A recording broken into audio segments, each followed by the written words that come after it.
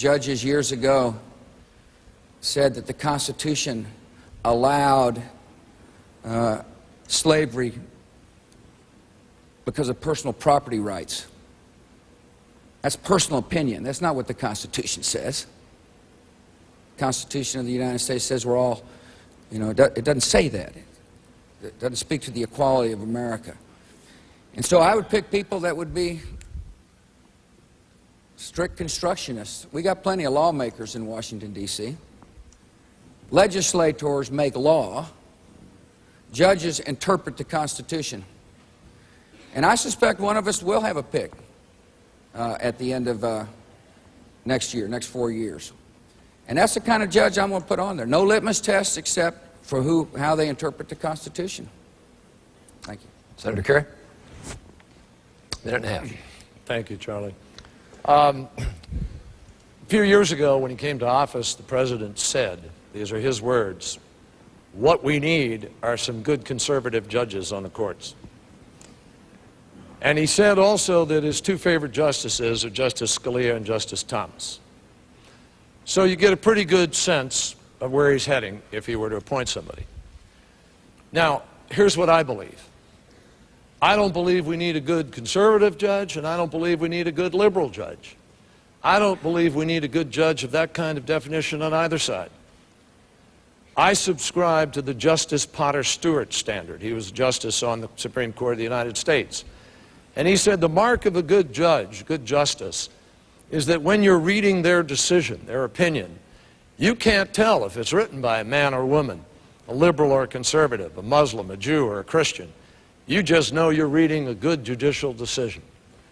What I want to find, if I'm privileged to have the opportunity to do it, and the Supreme Court of the United States is at stake in this race, ladies and gentlemen, the future of things that matter to you in terms of civil rights, what kind of Justice Department you'll have, whether we'll enforce the law, will we have equal opportunity, will women's rights be protected, will we have equal pay for women, which is going backwards, will a woman's right to choose be protected.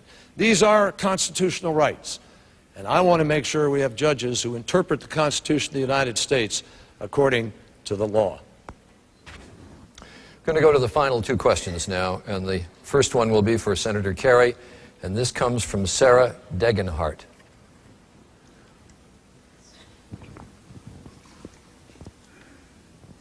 Senator Kerry, suppose you were speaking with a voter who believed abortion is murder, and the voter asked for reassurance that his or her tax dollars would not go to support abortion. What would you say to that person? I would say to that person exactly what I will say to you right now. First of all, I cannot tell you how deeply I respect the belief about life and when it begins. I'm a Catholic, raised a Catholic. I was an altar boy. Religion has been a huge part of my life. It helped lead me through a war, leads me today. But I can't take what is an article of faith for me and legislate it for someone who doesn't share that article of faith, whether they be agnostic, atheist, Jew, Protestant, whatever. I can't do that. But I can counsel people. I can talk reasonably about life and about responsibility. I can talk to people, as my wife Teresa does, about making other choices and about abstinence and about all these other things that we ought to do as a responsible society. But as a president, I have to represent all the people in the nation, and I have to make that judgment. Now, I believe that that you can take that position and not be pro-abortion, but you have to afford people their constitutional rights. And that means being smart about allowing people to be fully educated, to know what their options are in life, and making certain that you don't deny a poor person the right to be able to have whatever the Constitution affords them if they can't afford it otherwise. That's why I think it's important. That's why I think it's important for the United States, for instance, not to have this rigid ideological restriction on helping families around the world to be able to make a smart decision about family planning. You'll help prevent AIDS. You'll help prevent unwanted children, unwanted pregnancies. You'll actually do a better job, I think, of passing on the moral responsibility that is expressed in your question, and I truly respect it. Mr. President, minute and a half. Trying to decipher that. My answer is we're not going to spend federal taxpayers' money on abortion. This is an issue that divides America, but certainly reasonable people can agree on how to reduce abortions in America. I signed the ban on partial birth abortion. It's a brutal practice. It's one way to help reduce abortions. My opponent voted against the ban. I think there ought to be parental notification laws. He's against them. I signed a bill called the Unborn Victims of Violence Act. In other words, if you're a mom and you're pregnant, you get killed, the murderer gets tried for 2 cases, not just 1. My opponent was against that. These are reasonable ways to help promote a culture of life in America. I think it is a worthy goal in America to have every child protected by law and welcomed in life. I also think we ought to continue to have good adoption law as an alternative to abortion. And we need to promote maternity group homes, which my administration has done. Culture of life is really important for a country to have if it's going to be a hospitable society. Thank you. Senator, you want to follow up? 30 seconds. Well, again, the president just said categorically, my opponent's against this, my opponent's against that. You know, it's just not that simple. No, I'm not. I'm against the partial birth abortion, but you've got to have an exception for the life of the mother and the health of the mother under the strictest test of bodily injury to the mother. Secondly, with respect to parental notification, I'm not going to require a 16 or 17-year-old kid who's been raped by her father and who's pregnant to have to notify her father. So you got to have a judicial intervention. And because they didn't have a judicial intervention where she could go somewhere and get help, I voted against it. It's never quite as simple as the president wants you to believe. And 30 seconds, Mr. President. Well, it's pretty simple when they say, are you for a ban on partial birth abortion? Yes or no? And he was given a chance to vote. And he voted no. And that's just the way it is. That's a vote. It came right up. It's clear for everybody to see. And as I said, you can run, but you can't hide. It's the reality. And the final question of the evening will be addressed to President Bush, and it will come from Linda Grable.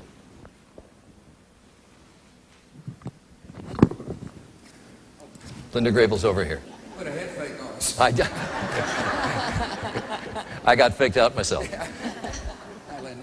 President Bush, during the last 4 years, you have made thousands of decisions that have affected millions of lives. Please give 3 instances in which you came to realize you had made a wrong decision and what you did to correct it. Thank you.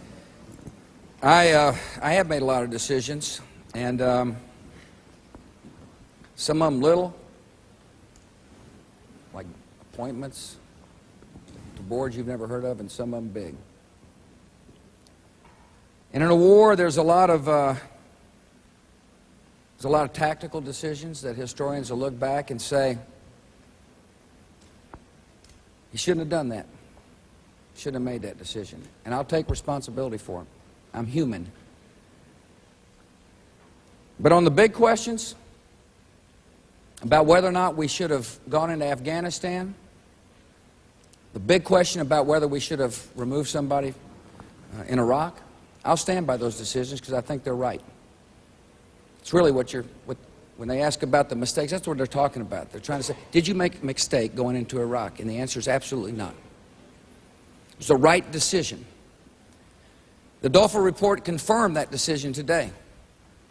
Because what Saddam Hussein was doing was trying to get rid of sanctions so he could reconstitute a weapons program, and the biggest threat facing America is terrorists with weapons of mass destruction. We knew he hated us. We knew he'd been invaded other countries. We knew he tortured his own people. On the tax cut, it's a big decision. I did the right decision. Our recession was one of the shallowest in modern history. Now, you asked what mistakes. I made some mistakes in appointing people, but I'm not going to name them.